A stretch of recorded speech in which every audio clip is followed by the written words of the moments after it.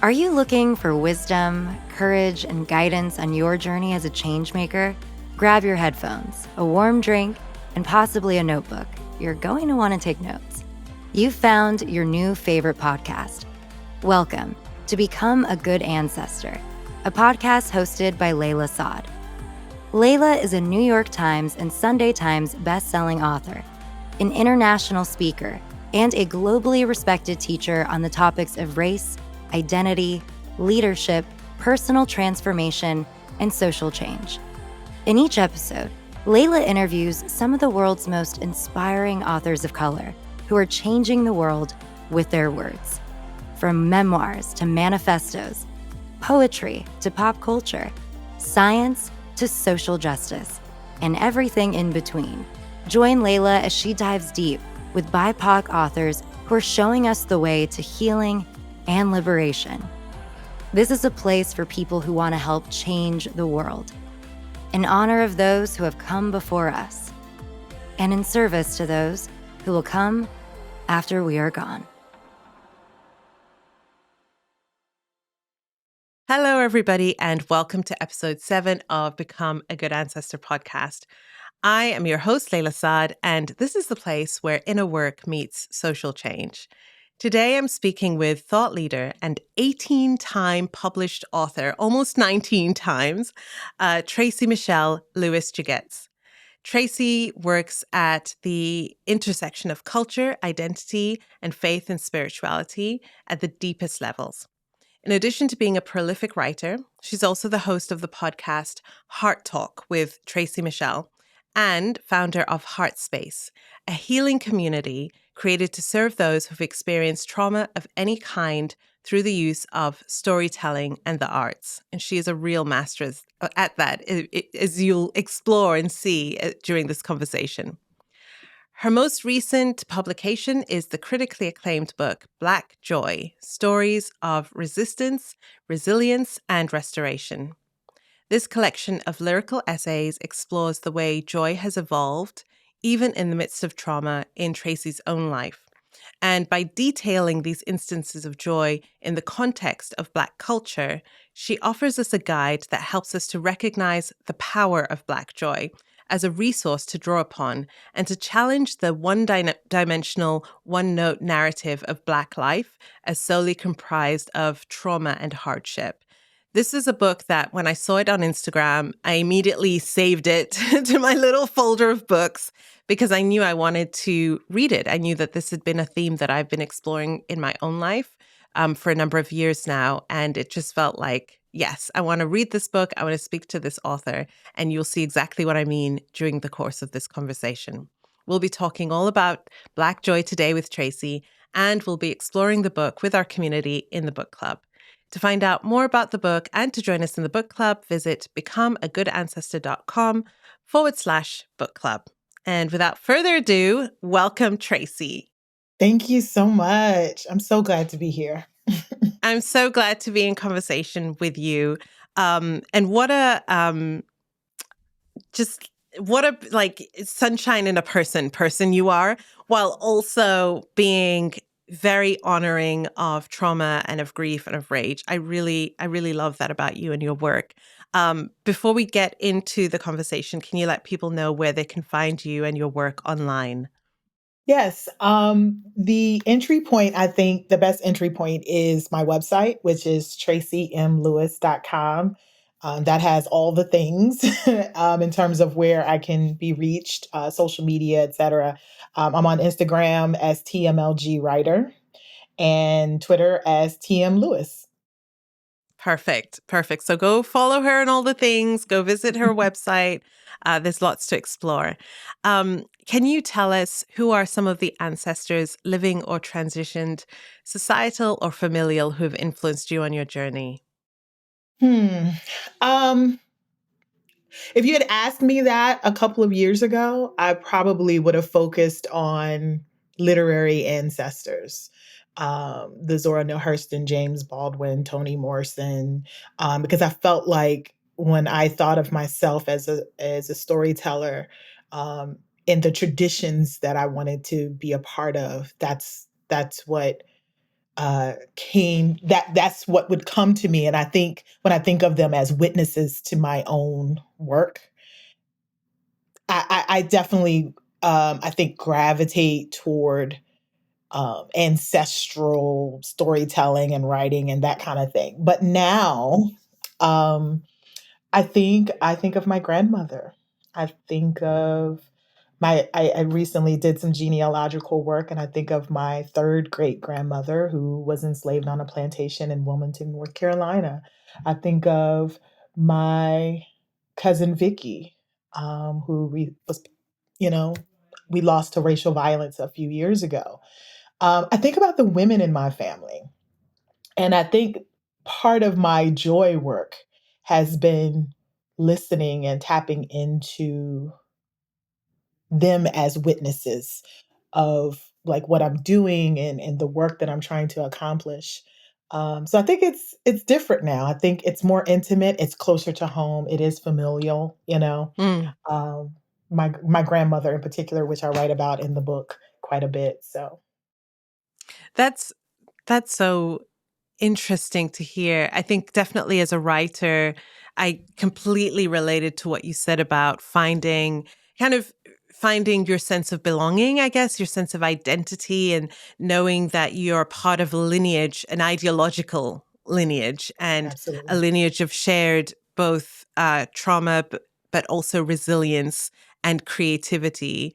And sometimes we have the tendency to think of ancestors as having been these public figures or these exactly, known figures, and that's what that's what we should aspire to be, right? And that's yes, the only way to really be of value to future generations is to be someone who's done something great that everyone all over the world knows who you are, right? absolutely, And we underplay or we sometimes undervalue what it means to have the lineage of our grandparents and our aunts and our uncles and those whose names we may know, but we may not know as well. absolutely.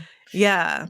And I think what's interesting about that is we undervalue, but I also think we're just unaware because Mm. my like you said, I thought when I thought about what an ancestor you know was. I always thought about these people that everyone, all of us as a people revered, right? And me being a writer, of course, I would veer toward the literary ancestors. But what I soon learned was that I had storytellers in my family, and that most of what I do comes from them.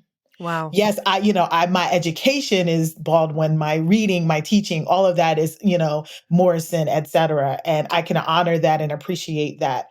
But who I am at my core is my nanny, who would have people like laughing and falling out, as we're eating her greens in her fourth floor, apartment in Louisville, Kentucky. It was my grandmother who had traveled the world, and would tell me stories from Italy and and so the richness of really what I do and the way that I tell stories comes from those traditions. And so I just don't think that I was aware of it, until I actually had to sit with them and sit with my Right. grandmother, and listen. Yeah. And do you feel I'm loving that I do want to get into the book, but I'm so interested in this discussion because I wonder has that in any way given you the freedom to almost be more authentic or Mhm, more just not trying to aspire to be this great mhm, person, but just to be who you are and actually get into the nitty gritty of like the grays, right? Like mhm. these are my strengths, these are my vulnerabilities, these are my fears, like all of that, the humanity really. Absolutely, 100%. I always say writing Black Joy, I'm tearing up a little bit, I'm sorry. But writing Black Joy, was the most liberating experience. And it's for the very reason that you mentioned, which is that I felt free. I Mm. felt like, because I was at the same time exploring my ancestors, my family, and what I gleaned from them over the years, even as just a little girl. And there was a kind of release that I could be Tracey Michae'l Lewis-Giggetts and all that those names entail, and be myself on the page. And not necessarily spend a lot of mind share or time aspiring to, you know, the people that we call great, which is, I Yeah. think it's hard because I think I'm a teacher too. So I'm like, no, Yes. the greats provide a pathway, We're and they greats. do, right? They're great For a for a reason. reason. Yeah. Exactly. But I think they became great by finding authentically who they were. Absolutely. Right. And so there can never be another Toni Morrison, because Toni Morrison was distinctly and uniquely who she is. And so once you are able to be comfortable and settled and just have compassion for who you are, whether you're a writer or whatever, whatever the field happens to be, I think you show up, greater, right? If we're talking about greatness, I think you show up greater, and then your work is received in the way that Yes. those ancestors are received, because you've shown up as yourself. And I think I'm a work in progress. So I think Black Joy was like a starting point for that for me. It was like I'd written all of these other books, but I think it was the first time that I just said, we're just gonna tell the stories, hold the truth sacred, and let the chips fall where they may, you know? Ah, I love that. Because I have to say, as a writer, I'm always reading books as both a reader and a writer, Yes. right? I'm reading it to enjoy the experience of like, what is this story about? What are these words about? But I'm also thinking about myself as a writer. I'm thinking about the writer. What was their process as they were writing it? And I have to say, Tracy, I think this was one of the first books that I read, and I actually listened to it. I didn't read it. I have it. I Mhm. have your on audiobook, and I highly Yes. recommend the audiobook because you have such a rich voice. Mm, But I listened to you on thank you. audiobook, and it's the first book in a really long time that I read, and I felt permission. I felt a greater sense of permission to be myself more as a writer, Mm, because your stories were your stories. You were not trying to make them these like epic events that had happened, but also you took ordinary things and you made them miraculous. You made them mm, joyful. You made them true. And I heard you in an interview saying that, you would love if people would receive Black Joy, the book, almost like in the way that many of us receive Sister Outsider by Audre Lorde, which is for me one of my Bibles that I turn to when I need guidance, when I literally just flip to any essay inside and there'll always be something that I need to read. Um, and I felt that, but I also felt like I do feel like with Sister Outsider, it's almost like I'm looking to someone who is way ahead of me, who has all of, because they're not real in the sense that they're not here right, anymore, right. right? This is when I read your book, I was like, it is like that, but it's also just really real. Like this is a real person just telling their real life experiences. And I really appreciated that. And where I want to take this conversation next is really about talking about, we hear about Black joy all the time, like especially on social media and the hashtag, one of my favorite Black joy Instagram accounts is embracing Black culture. Yes. That is like the epitome. You post a lot of Black joy posts as well, but sometimes I think it can be mistaken as a performance, like we're Mhm, performing Black joy. mhm. Um, what do you see as like the difference between performing Black joy versus like authentically experiencing it?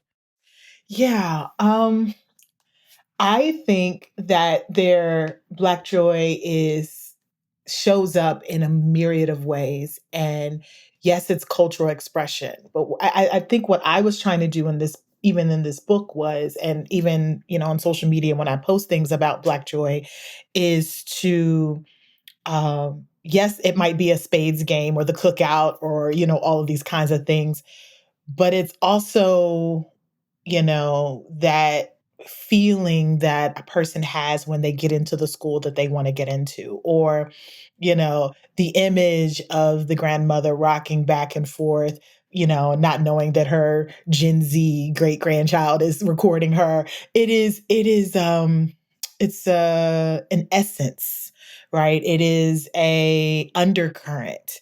It's not, I think when you talk about performing Black joy, I think that there is absolutely an outward component, right? Like there's this, how it's received. But I think, authentic Black joy is an experience that happens on the inside. It is a sense. I always say that, Black joy is resistance is like the catchphrase, and like we're hearing Black joy more. I didn't make it up. It's not my word, right? But it's something our ancestors have always known. It is different from happiness, right? Happiness is like, more of sort of that performative outward experience. Like, hey, I'm going to go on this roller coaster ride, and that's, I'm happy and I'm excited about that. Whereas joy exists underneath even pain, trauma. It's an undercurrent that's always present despite what's going on in the world. It's one of the examples that I use in the book is um, when George Floyd was murdered, and the protests and the uprisings happened.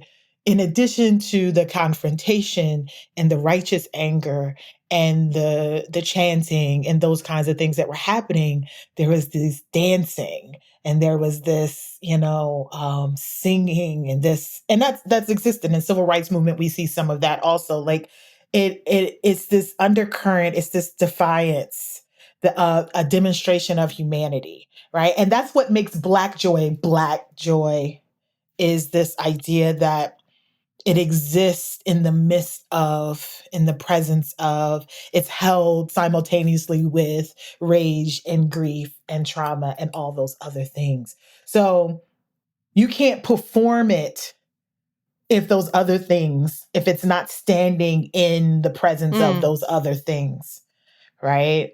So,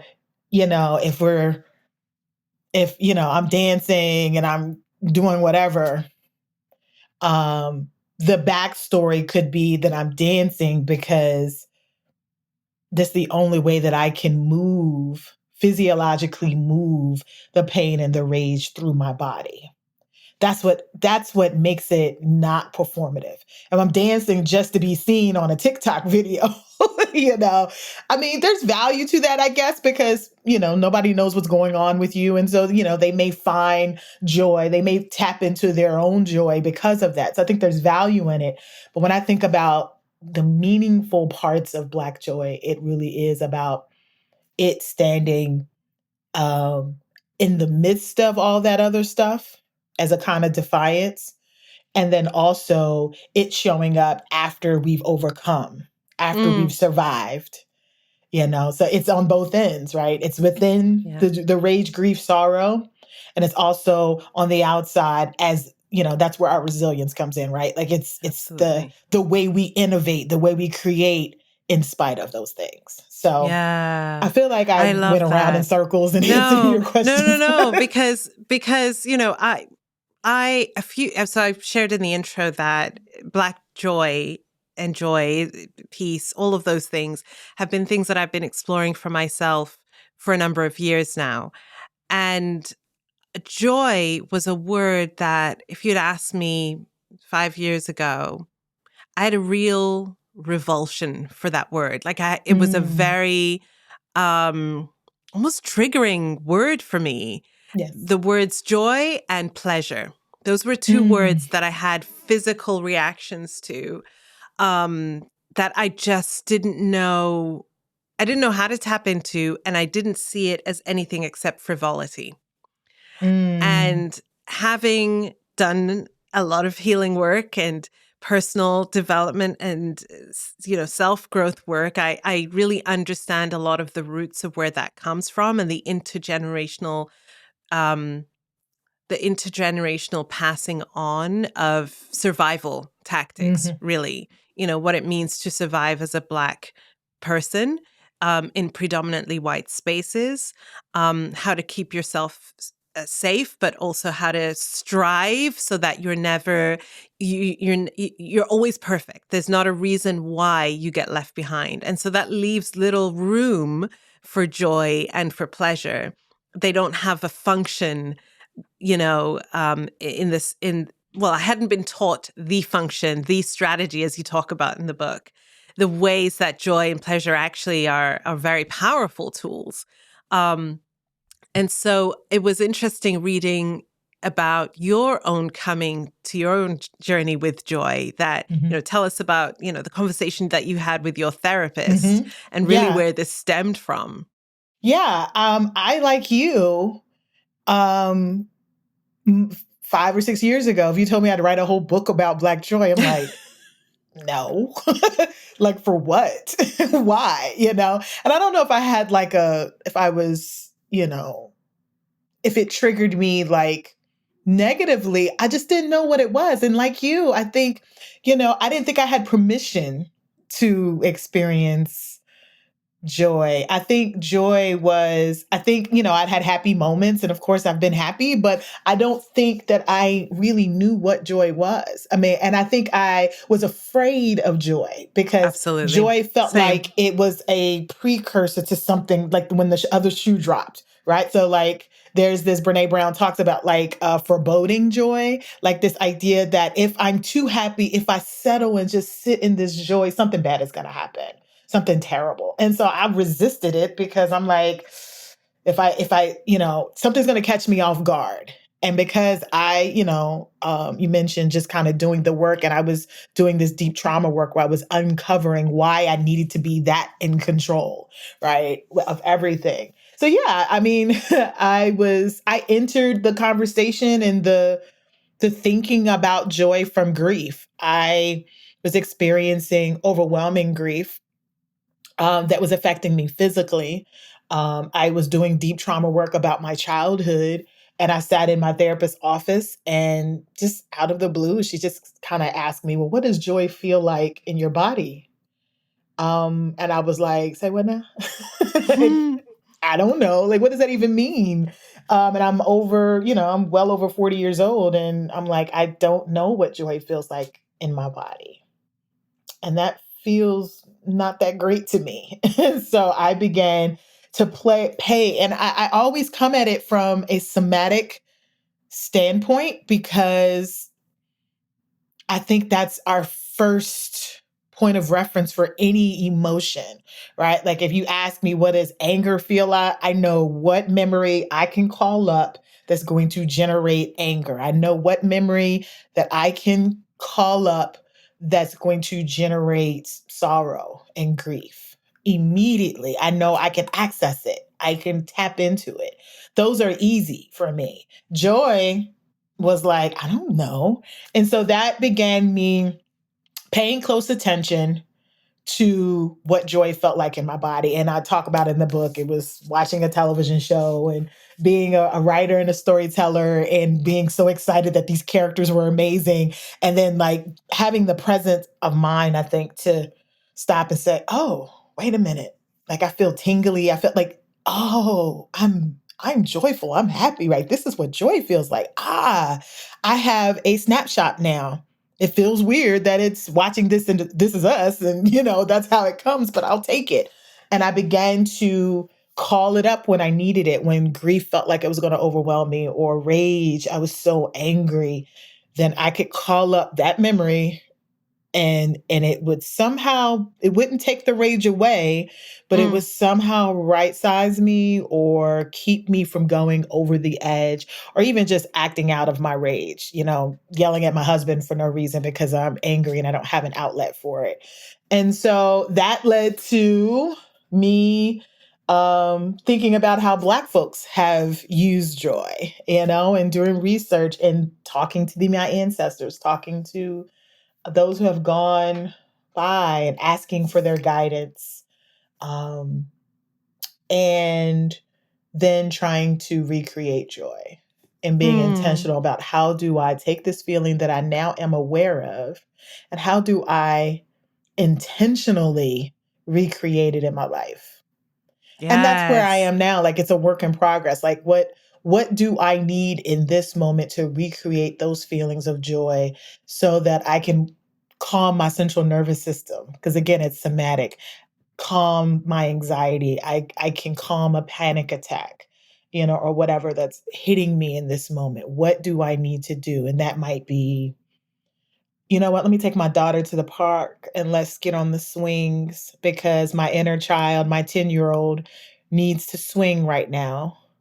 And she doesn't know that the bilateral stimulation of rocking back and forth is a soothing act that's calming her central nervous system. But I'm 47 and I know what joy feels like. So let me recreate that. And it sounds very like strategic and technical, but I feel like for those of us who have no concept of what joy might be and can be, I think we have to almost be that. Like, okay, today I'm writing in my joy. Today I'm going to listen to Beyonce 5 times because that's my song and that's going to make me feel really happy and really joyful in this moment. So Yes. church girl or heated it is, Yeah.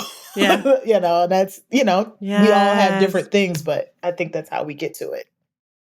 I love that. Your book is called Black Joy. So it's not just a book about joy. It's not about just the universal experience of joy that we all have as human beings. It is very specifically about Black joy. It is very specifically for a Black readership. Mm-hmm.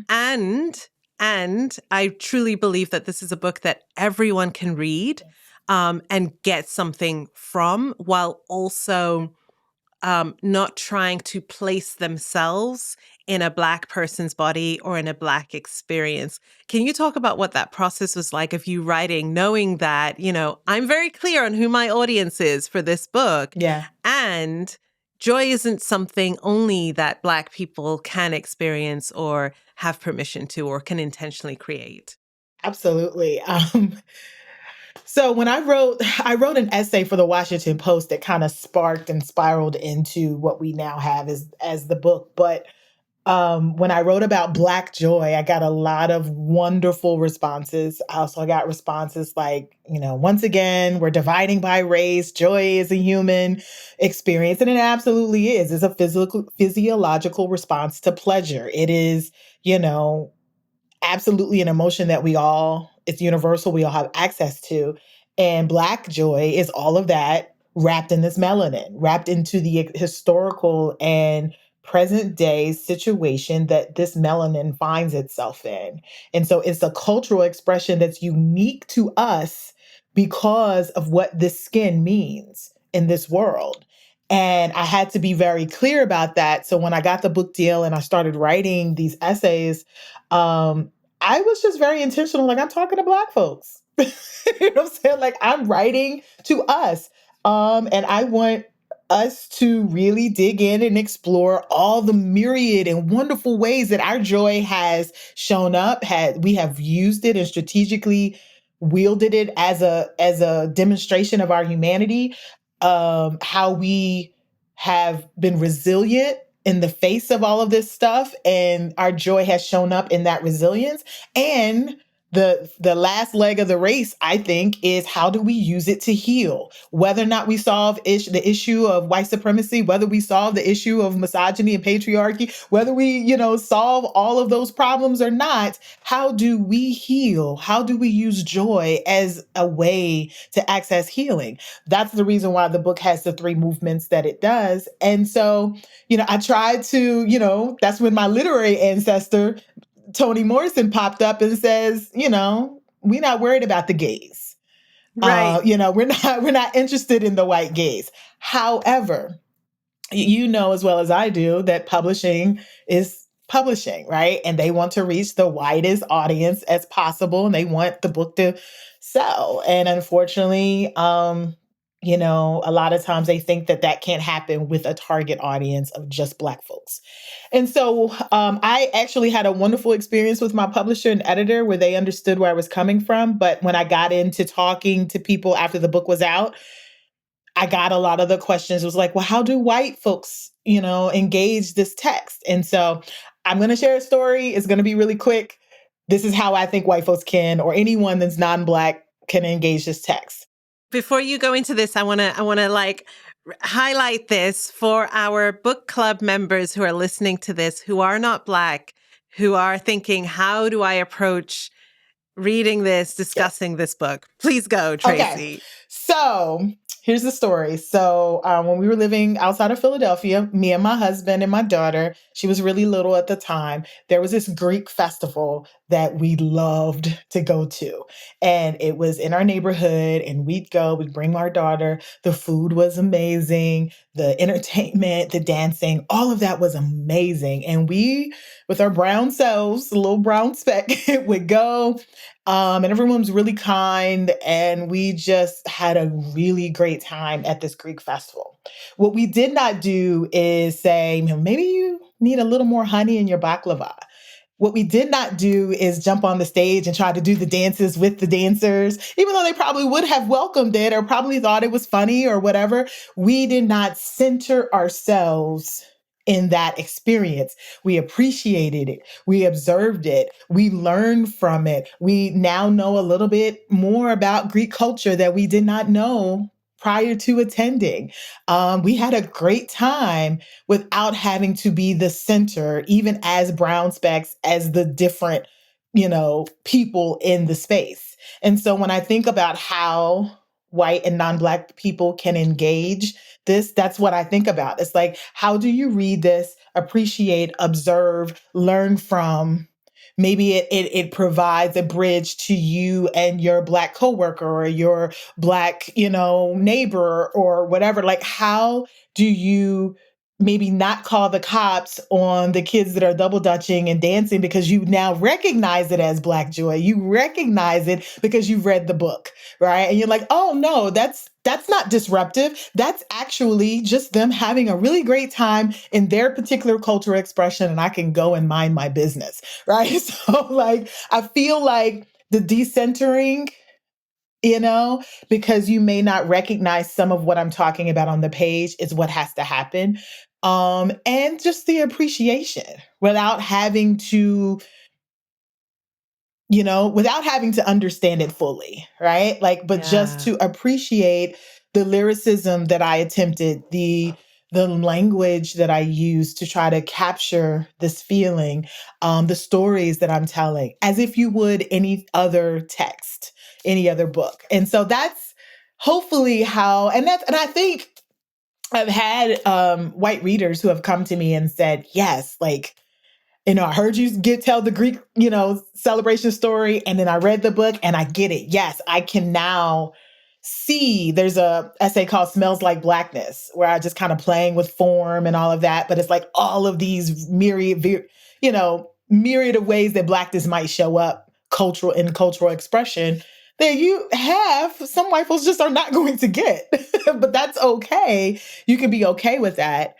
And so, again, in your everyday life, having read this book, when you see your coworker with the braids, you now have a context, for what that means and all of that. So, yeah. I think you just gave us a masterclass in how to, first of all, appreciate, not appropriate, exactly. Right? But also in how to read both Black Joy and any other book by an author of color, Black, Indigenous, that does not center a white gaze. Absolutely. And how to, I love what you said about, there may be some things where you can understand, but there may be some things where you just have no context for what's going on because it's cultural references that just don't apply in your culture. And you don't have to see it as wrong or right. You can just appreciate it for whatever it is, the art form that it is. I love that so much. Here's the really beautiful thing about that. When one is able to open themselves up in a way where they can embrace those cultural things that they don't understand or just really just appreciate them, then the universal themes come even stronger. Because Yeah. there are tons of universal themes about joy and trauma and how we hold rage that are universal to all of us as human beings. But some of that universal stuff gets lost if you're stuck at me talking about something that you don't understand because it's not part of your culture. If you're stuck there, then you can't get to the sweetness and the tender and the universal, messages that are waiting for you in this book, because we're all human beings and I couldn't help but to have it in there, right? You're not going to get to that if you are stuck with the cultural pieces. And so I would just venture to say that, being open minded and being appreciative and not needing to be centered actually, you benefit, Yes. there's a blessing waiting for you on the other side of that. 100%. I love that. I also love that it's an explanation, like the story of the Greek festival is an explanation that works just as well for adults as it does for kids. Yes. You know, like- Exactly. Exactly. I love that. Dear good ancestor, are you feeling inspired by our guest's amazing work towards creating social change? You're probably here because you're passionate about fighting the isms. You know the ones: racism, sexism, classism, and ableism, to name just a few. You're here to do the work that matters. And as important as that work is, I know it can also be exhausting. Trust me, I've been there too. Here's what I've learned. When we want to fight social injustice and build a better world, we tend to lead with a burning passion. And this can also lead to burnout and a vicious cycle of feeling like we're not doing enough. That's why I created Claim Your Space, our course that sets you up to be a powerful change maker without compromising rest and joy. It took me a long time to be able to claim my space in creating social change, and I want to support you in claiming your own space and help you do the work in a way that is right for you. Are you ready to start making a difference in a sustainable and joyful way? To start your journey, sign up for Claim Your Space at becomeagoodancestor.com/claim-your-space. So we can't talk about joy and, Black joy in the context of like social change, change making, without also talking about what so often we run up against, which is feelings of guilt Mm-hmm. and feelings of, like if I tap into joy and really give myself permission to allow it into my life and to intentionally create it, that I'm somehow betraying social justice. I'm somehow, so the story that you said of like, there's in the book, you didn't mention it here, but in the book you tell the story of a couple of weeks after the murder of George Floyd, that you and your daughter ended up having like a dance battle, and that Mm-hmm. was you tapping into that joy. And I know part of my journey was learning that me doing that is not me not saying that his death wasn't important or that I'm not honoring him. That actually, if I'm staying in a constant state of sorrow, grief, rage, that isn't me bringing my full self. Mm-hmm. But I think I think we struggle with that.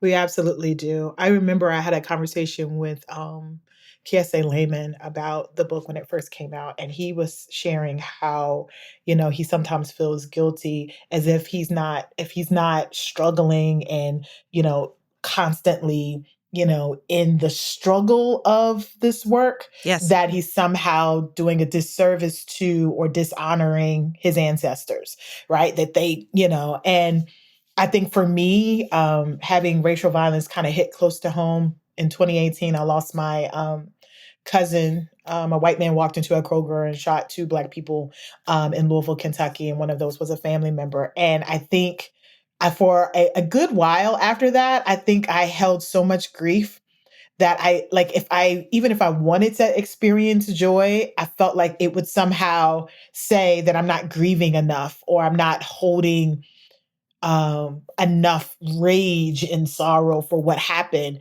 Or, so, I'd go and I'd write something, or I'd try to, stay in the work, if you will. But then what I soon figured out was that, this is what I shared with Kiese, was that, our ancestors don't want that for us.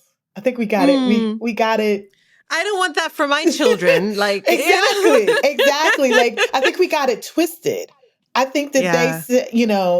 they understood that for many of our ancestors, the joy had to be hidden. It had to be strategic or whatever. But now that we have an opportunity where we can hold both outwardly simultaneously, that I could go to the protest and I can dance with my daughter. I can, write, a scathing op-ed, and I can dance to Beyonce in my bedroom. Like I can, whatever joy looks like. Like I can do both. I think that's part of the healing. I feel like our ancestors are like, no, baby, you got it wrong. Like I want you. It's healing that we're after, right? And if healing's that we have to, you can't stay in this perpetual state of rage and grief, because it is going to. And for me, like I was on my back in my bed for 9 months because I could not unleash. My muscles literally contracted and would not release themselves. I could not relax. I could not. There was so much pent up grief, and frustration and anger and rage. And so I seriously don't think that our ancestors, the next baton pass is not about, yes, take this pain and rage and keep passing it down. Yes, there's work to do. Yes, there's policy to change. Yes, absolutely. Let's continue to stay on the necks of the people that are trying to oppress us. Absolutely. And also breathe, drink your water, and enjoy your children, dance, create, because that's how they survived, actually. And that's how we will thrive. Like that's the next step. In spite of is what Black joy means, right? But I think there's a space that I'm even trying to figure out that goes beyond just survival. Is beyond just the work of managing our rage and grief. It's about, and I think actually that our joy and the embracing of self-compassion and peace and empathy and all those things that are now kind of catchphrases actually makes the oppressor even mad, more mad. Yes. Yes. Because Right? I think there's an understanding that, if we can't physically break you by enslavement, we can break you by turning your mental health and your emotional health and your psychological health inside out, like breaking you that way so that all you have is rage and all you have is grief. Now rage and grief is necessary because it's the way that we act and it's the way that we move, but it's not the only thing. And I think that's, I'm encountering so many more people like yourself who are saying, I need these other pieces here to right size myself. And so, yeah.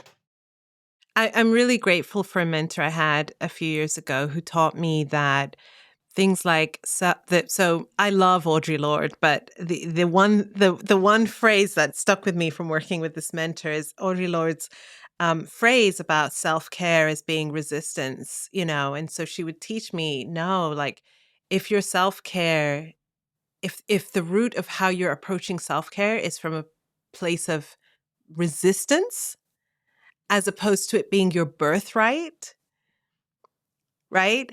Yes. Then the outcome, right, is going to be different. It's always has to be against something rather than something that you just deserve because you are here. No, that is like that's the reason why Black joy is resistance is only a third of the book. Resilience and restoration is the bigger 2/3 of the book. It's the biggest portion because It is absolutely strategic and resistance and rebellion and all those kinds of things.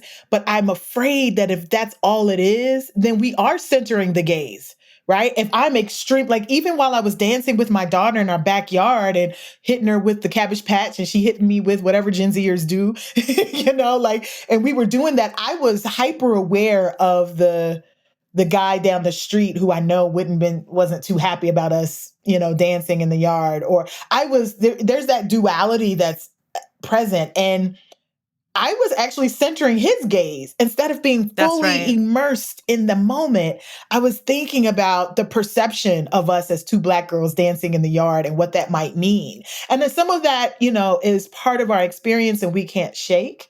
But if we solely look at our joy, our peace as, just resistance, then you're right. It centers the gaze that we're fighting against solely, and it doesn't leave room for all of the healing components of joy, all of the ways that joy is a pathway to, just even greater self-actualization, aside from all of the systems that we live in. Absolutely. I'm with your Yeah. mentor. Yeah. Yeah.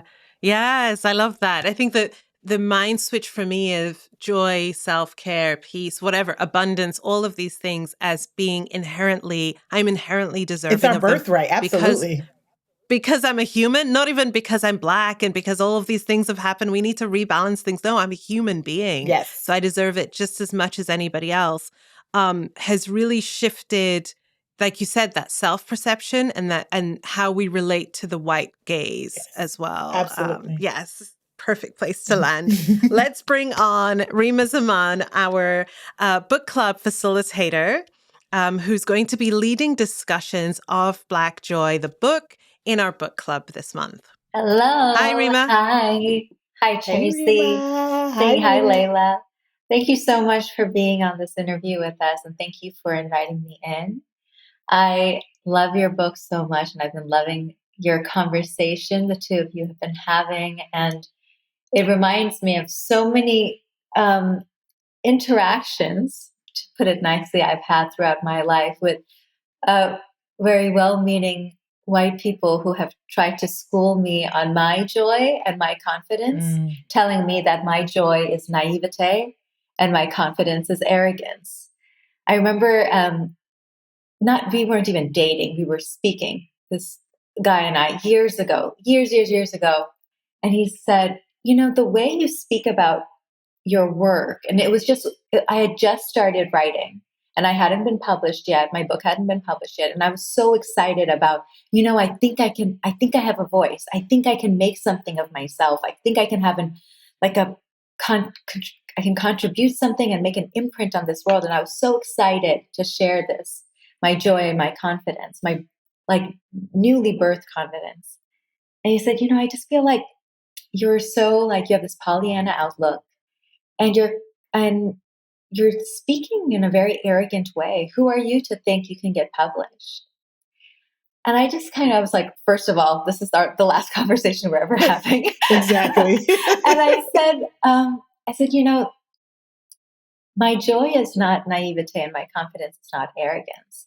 To be joyful and confident in the face of all the systems and characters that have entered and tried to quash my spirit in the course of my life thus far. My joy is my revolution and my confidence is my resilience. And when I found your book, I have just been thinking of those things over and over again. And thank you for being a living teacher and reminder of exactly those messages and so much more. Thank you. Thank you so much. Everything you just said just resonates because I think our systems are designed to limit, place boundaries on our joy and on our, expression of confidence. As a Black person, I know that there are people who believe that I'm, high acidity or getting too big or, that kind of thing. When I say, I'm a damn good writer. Yeah. Like that's not acceptable. Yes. And so I feel what you're saying. Completely. And to come off as joyful too, it's as though it's from an ignorance around the world as opposed to Yes. no, it's the opposite. I'm It's the taking, extreme it is the awareness. it's the acute awareness of Yes. the devastation we are in, and choosing joy as an act of healing, as an act of Absolutely. everything, revolution, resistance, resilience. But like you said, also the deeper, sweeter things, the tenderness of our spirit, the connection with our children and our lovers and our sweethearts and our families, all of that. Absolutely. That's the reason why I opened the book talking about self-compassion, because I think and empathy and that tenderness, because I think in a conversation and we just kind of covered that with Layla, it's just that, you know, in conversations about Black joy, it leans about resistance and defiance, and that's important. But I Yes. also say, but it's rooted in this self-compassion and this confidence and this empathy that we have for ourselves and us as a people. And so that, at least that's what I was trying to do in opening that way. Mm-hmm. Thank you. Thank you so much. And your analogy about the Greek festival, your wisdom about that, you're also speaking on mansplaining as well. It's a great teaching on, like, when, you know, male teachers or self-proclaimed teachers come in to tell us about how to improve our work or our sentences or our speech or behavior. Yes. Yes. I've had that happen many times. Really? Yeah. Yes. Yes. And I just try to hold, you know, there's something sacred about truth. And like, there's a truth that I have that, and unless our identities intersect, or unless there's like, you're not supposed to get it. And that's gotta be okay. I think the biggest thing is, you know, whether it's a man mansplaining or a white person or whatever, it's like, how can you, this is the question that I turn back on to those individuals. How can you be okay with me knowing what I know, expressing what I'm expressing, and not feeling that you need to add to or interject? How can you be okay with that? Because you need to be okay with that. That is between them and whoever they call God or their therapist. Exactly. Or all, like, Exactly. it's not your problem. Exactly. Tracy, I wanted to actually ask you, how did writing this book transform you? You know, I honestly, it was that whole gaze piece. Like, I did feel the most free writing this book than I've ever felt with any of the other books that I'd written. There was a liberating quality to actually telling these stories. And as someone who needs to be in control and and struggles with kind of allowing herself to be that free, it was so healing for me. It was also healing to tell stories that I know were intimate and were personal, and be okay with however they landed in the world. Um, and that's a work in progress, right? Like, I was sharing that when the book first came out, there was this kind of intimacy hangover, right? Like, there was we were talking about that. Yeah, we were just talking about that, where I had shared so much of myself, and there was this fear of how it would be received in the world. But also there was this kind of like, it's going to be okay. There was a freedom in it. And I don't think that I'll ever write the former way again. I think I always will have that as my approach to any of my future work, which is like this free, liberating approach to what I put down on the page and the stories that I tell. Beautiful. Beautiful. And yeah, because we were saying that there is a subtle difference. Brene Brown talks about a vulnerability hangover, but especially with the love and the earnestness of your voice, there had to be an intimacy hangover from the sheer sharing of so much, and then receiving everyone else's stories in response. I'm sure you must get so many emails and DMs from people saying, "Thank you. This is how your work inspired me," and then they'll share their heart with you. Yeah, I What a do. I gift. get it's an amazing gift. It's surreal for me because I don't Mhm. think as I was writing that I was just telling my story and using it as an entry point to look at this concept called Black joy. And I didn't realize that there were so many people that would read it and connect to the stories that I was telling and say, wow, you gave language and words to, my experience as a child or my experience, in relationship with my first love or whatever. And so I hold that as so sacred, but it can become heavy. Yeah. Because I want I want everyone on the healing path, whether that's therapy or whether it's uh, you know writing, journaling, or whatever it looks like. I want everybody doing this work, and everybody is at different places. Some people are just at reading the book and kind of realizing that there's some work to do, and so I don't want to overstep by uh considering myself a like an expert. Like I say all the time, like I'm not a joy expert. I am a storyteller, a person with lived experience.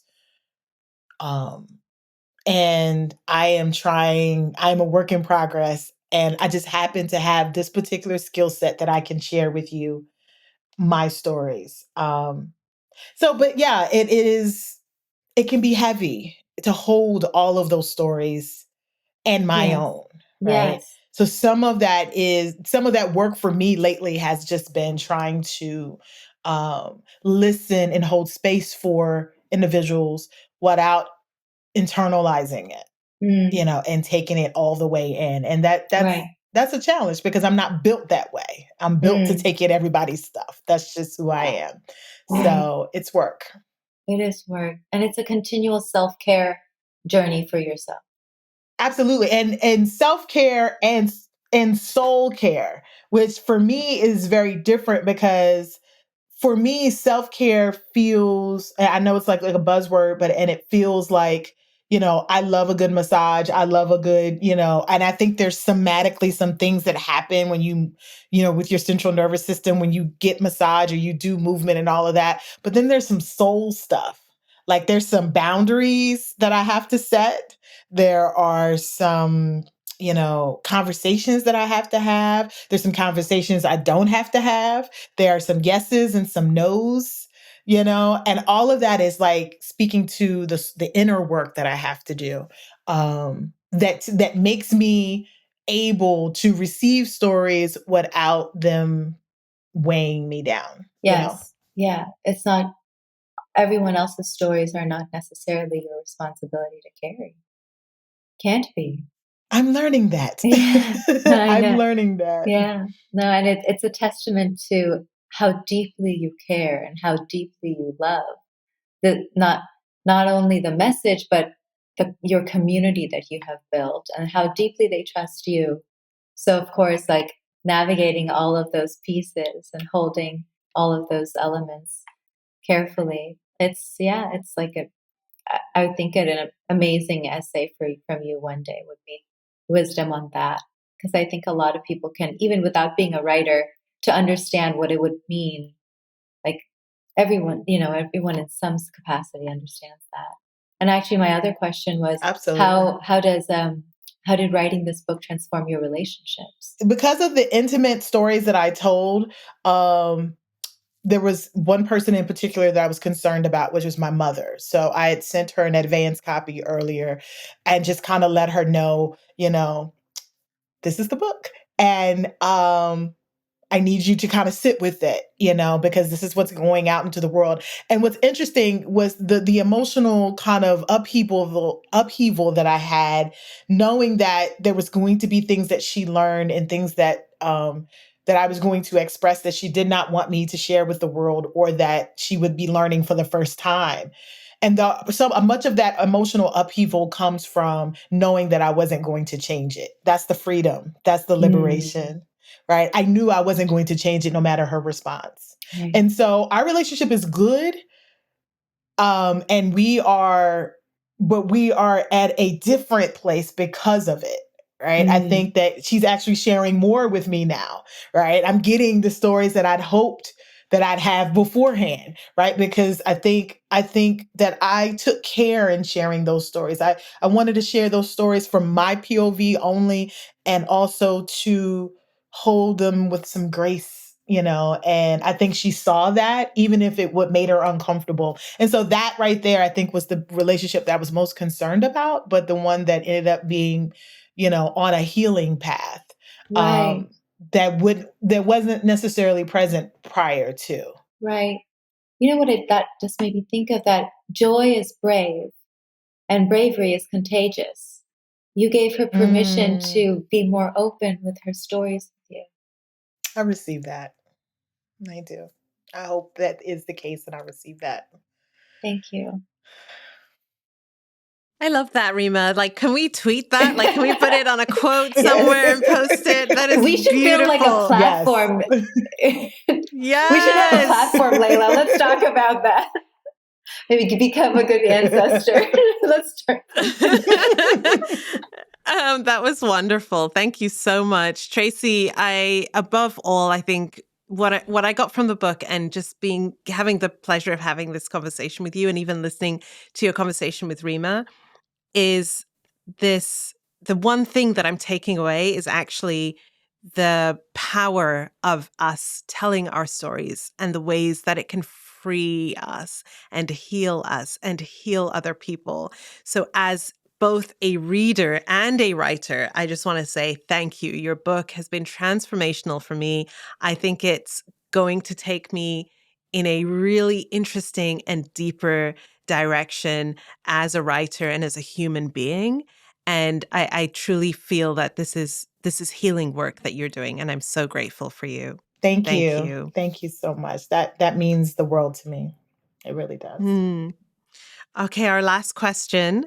What does becoming a good ancestor mean to you? I think it is holding the truth sacred. I say that a lot, but that means the world to me. I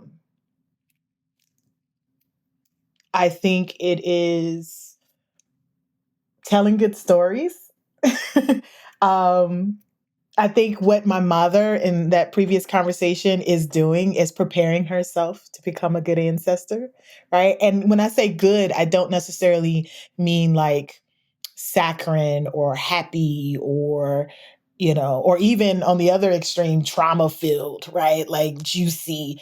I just mean whatever stories are meaningful for the next generation, whatever is necessary and needed.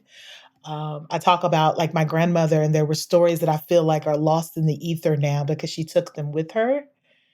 That was before I knew that I could commune with her now, but still there were specifics of things that I would have loved to have known more about. And so becoming a good ancestor means telling those good stories, those meaningful stories, those necessary stories, and telling them with a truth that you've held sacred. Because when you hold a truth sacred, then you can couch that truth in love and self-compassion and grace and empathy. It's not a nasty, harsh truth. It is just it's real and it's holy, Thank you. Thank you so much. Thank you. Thank you, Tracy. Thank you so much for listening. We hope you've enjoyed learning about today's author and their incredible work. If you enjoyed this episode, don't forget to subscribe to the podcast and leave us some love with a rating and review. You can find us wherever you get your podcasts, including YouTube.